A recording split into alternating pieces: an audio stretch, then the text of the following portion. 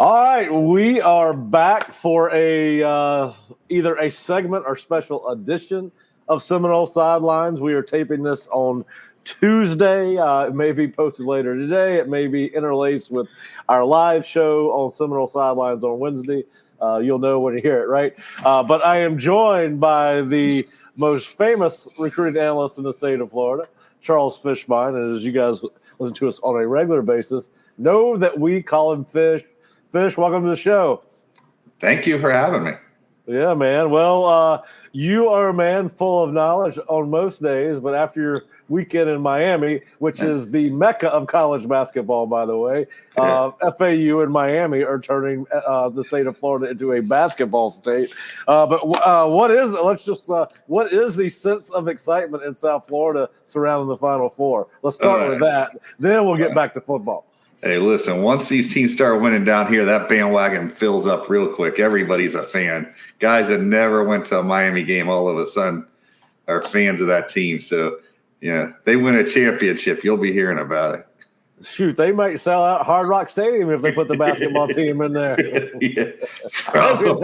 Maybe they should switch venues down there. All right, so you were first of all, before we get into the Miami Rivals camp, you saw a ton of kids. We're probably gonna move all around position from position, but we do have some couple of news items that are breaking over the last 12 hours. Obviously, there was a new offer that went out by Florida State. They offered 2024 linebacker prospect Jalen Parrish from Delray Beach Atlantic High School. He's 6'2", about 220.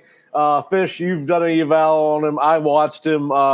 He is a physical downhill linebacker, closes quickly and well on the ball, particularly in between the tackles. Plays a little bit high at times, and what you'd like to see really more on that highlight film is can he be a sideline-to-sideline player?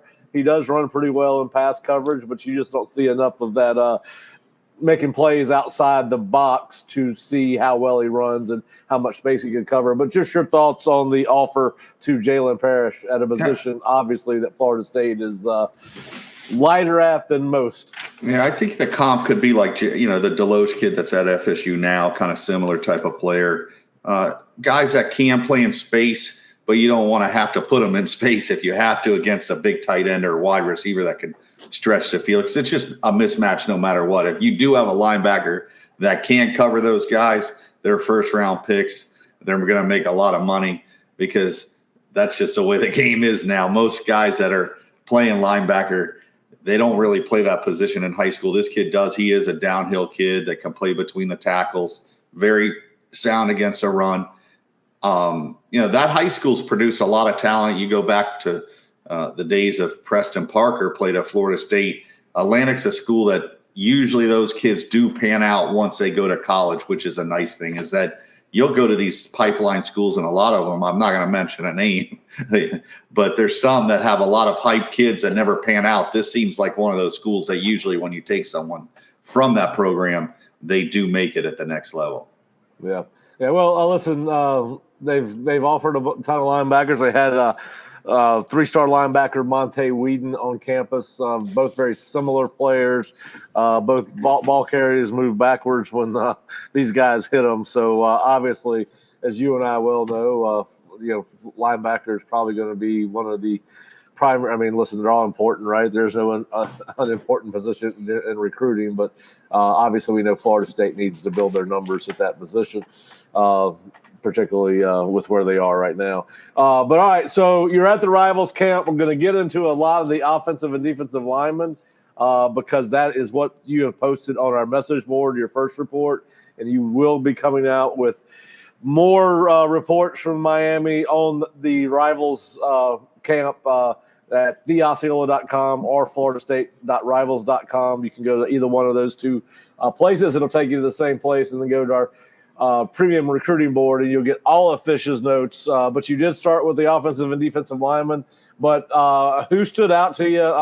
We'll dive into the offensive and defensive linemen here in a second. But overall, who were some of the top standouts at the camp? Yeah, sticking to the linebacker position, Charquez Lee, he's a kid out of Miami Palmetto now.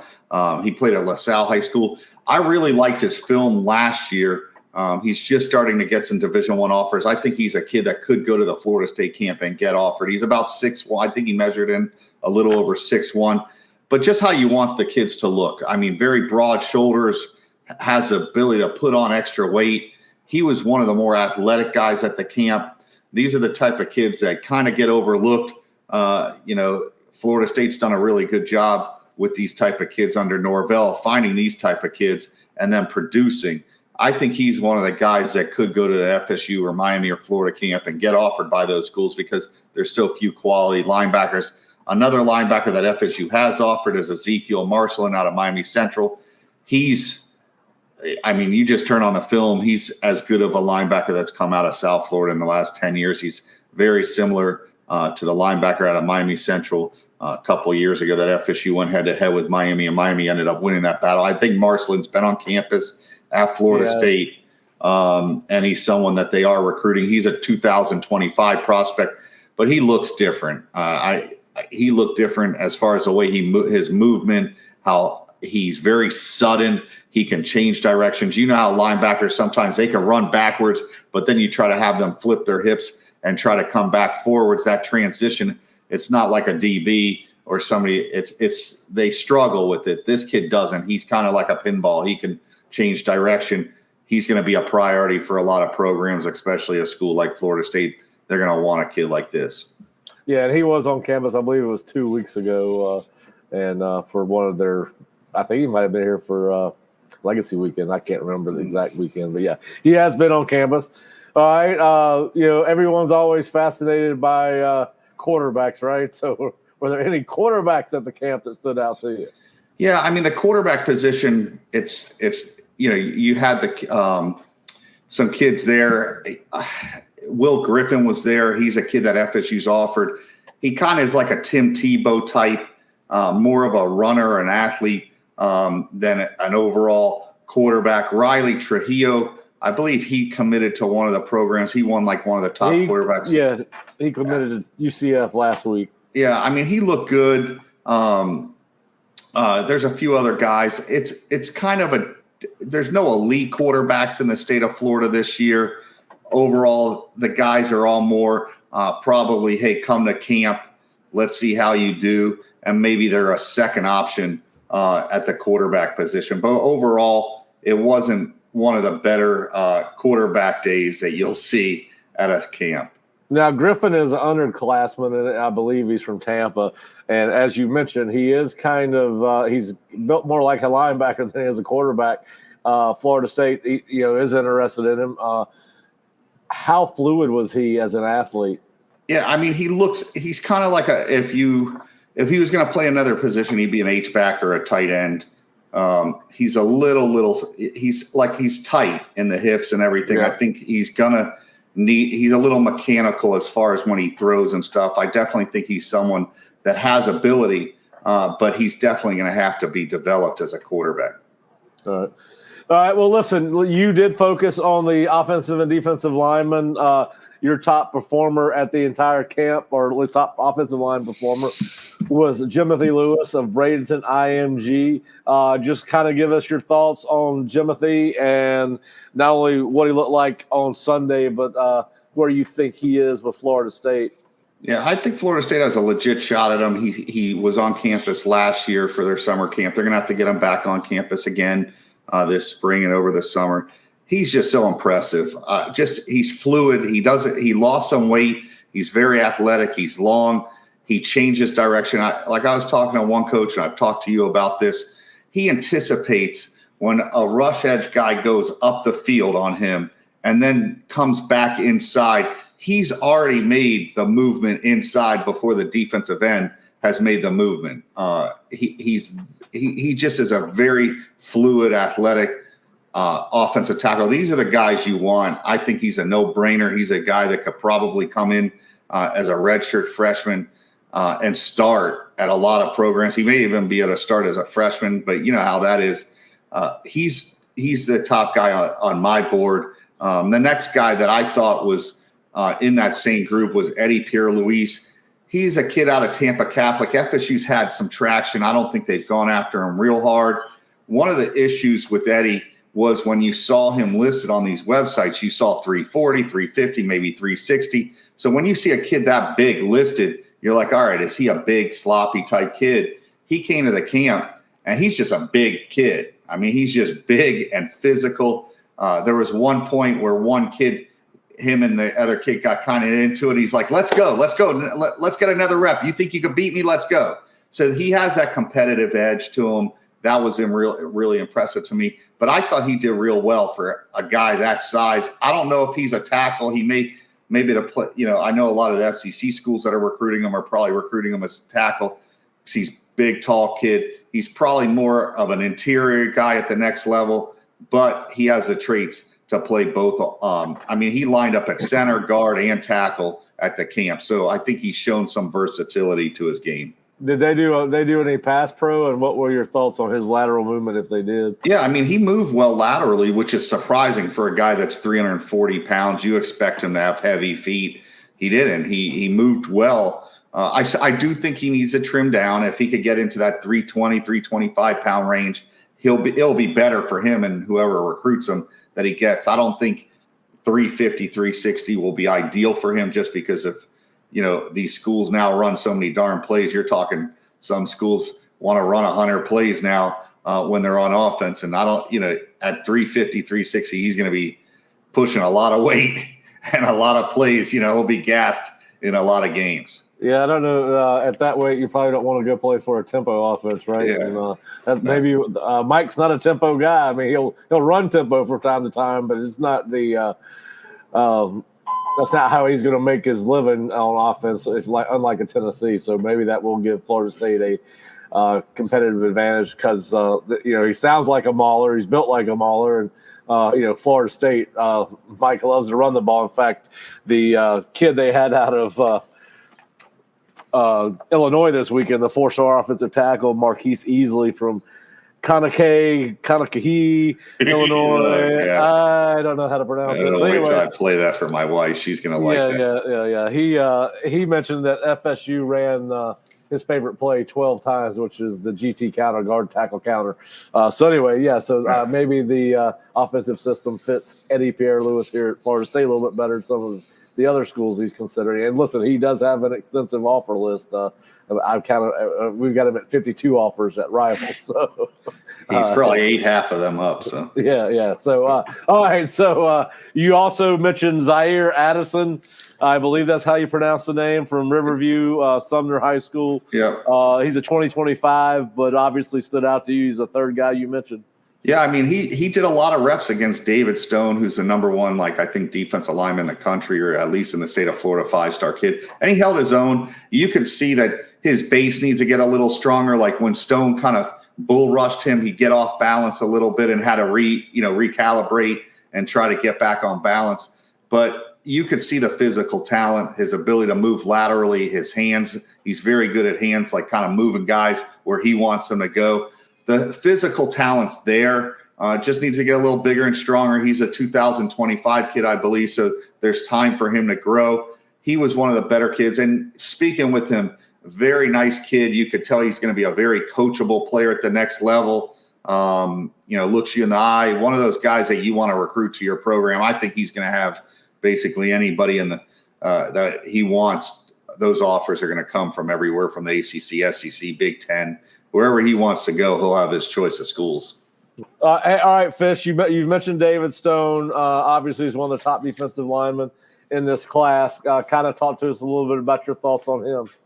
Yeah, originally I was saying this kid's a super aggressive, violent kid.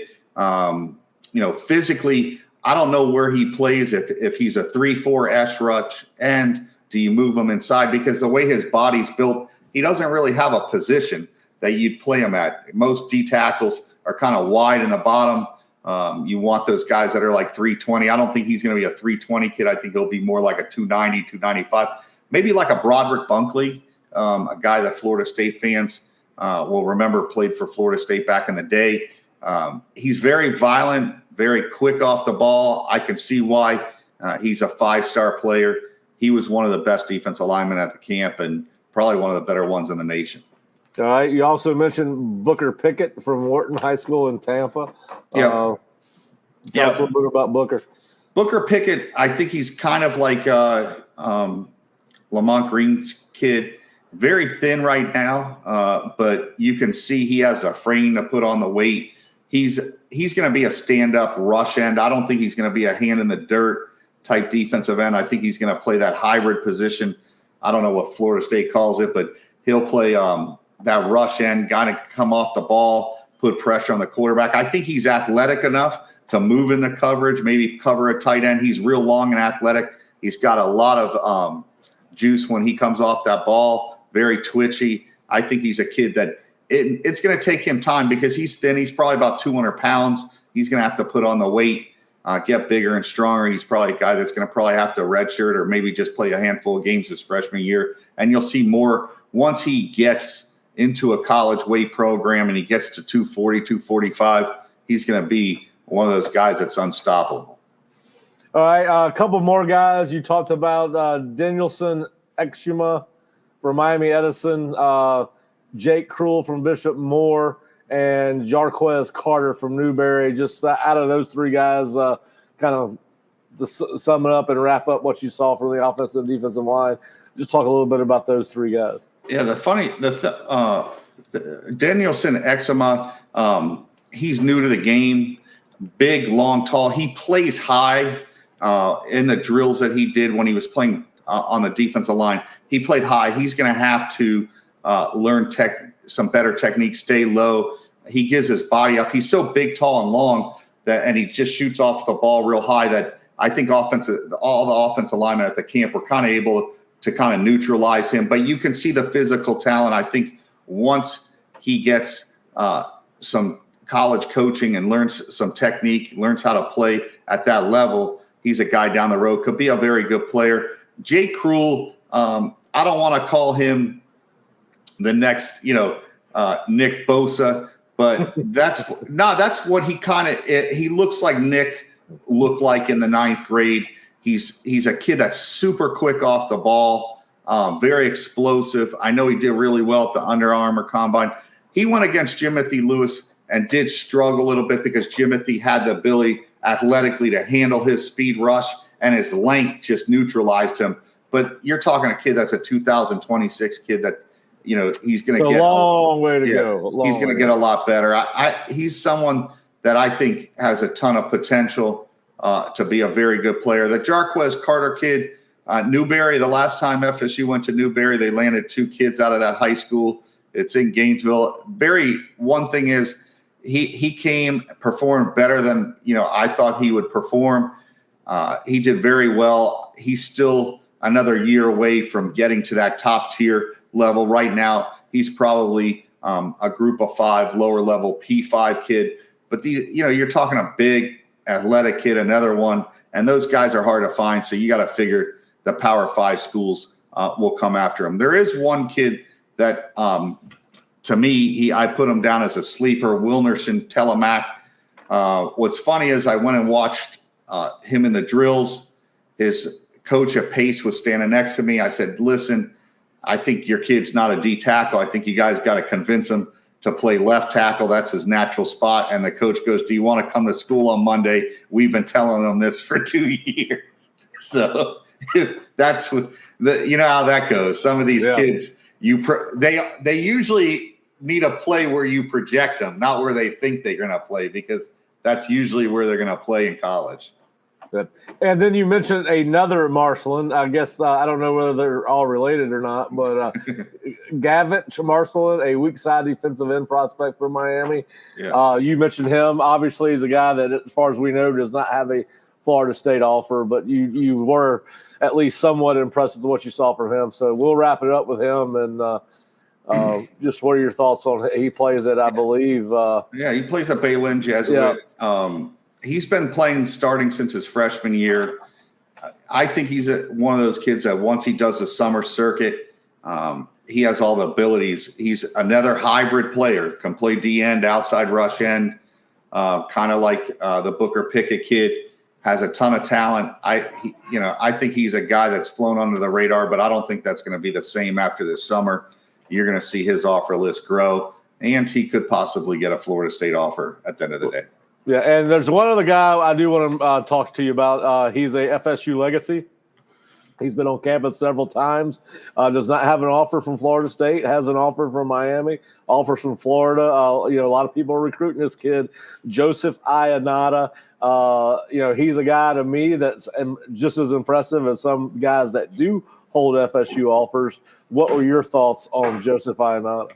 Yeah, Joseph's a guy that I would not want to get a fight in a phone booth because I know people don't know what phone booths are because everybody has an iPhone, but it's what people used to go in to make calls when they didn't have iPhones. He's a guy that I would not want to get in a fight with. I mean, he was roughing kids up at the camp. He's very physical with his hands.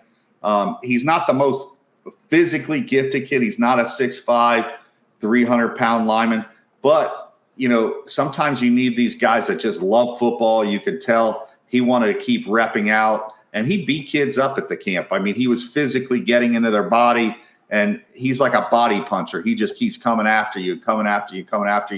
He's like I'd call him a pit bull, man. He just is nasty, and I think he's a guy that could play center, guard, and be very effective in college. Yeah, and just so for people that do not know, these kids are not wearing pads. This is in shorts and T-shirts, so usually, if you're willing to mix it up in shorts and T-shirt, you will certainly mix it up when you get the pads on. So anyway, yeah, that's a kid whose film I have been very impressed with. All right, Fish, so tell us, obviously, you've got your offensive and defensive line report on our message boards at theosceola.com or floridastate.rivals.com. What do you got coming up for us later in the week?